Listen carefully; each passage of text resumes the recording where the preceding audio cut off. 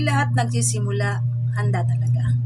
Alam mo ba ang karamihan ng nagsisimula sa online business, hindi talaga handa, pero nagsimula pa rin. And that's the secret. Hi, ako si Coach Prime and I know how it feels yung excited ka pero sabay natatakot.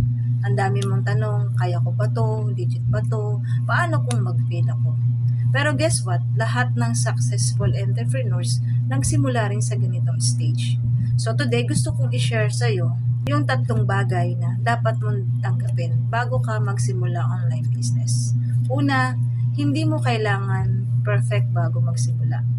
Mas importante ang progress kaysa perfections. Yung mga natututunan mo habang nagkakamali, yun ang tunay na puhunan mo. Pangalawa, discipline beats motivations. Hindi araw-araw motivated ka. Pero kung may discipline ka, magpo-post ka, mag-aaral ka, mag-actions ka, kahit wala kang gana. Pangatlo, your faith will be tested.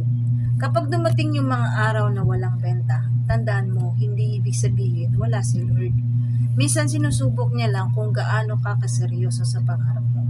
So kung nagsisimula ka pa lang, don't wait to be ready. Kasi habang hinihintay mo yung perfect time, may ibang nagsisimula na. This is Coach Prime reminding you that your small beginnings can lead to big breakthrough. Basta may faith at actions. Follow for more tips on how to start, grow, and scale your business online.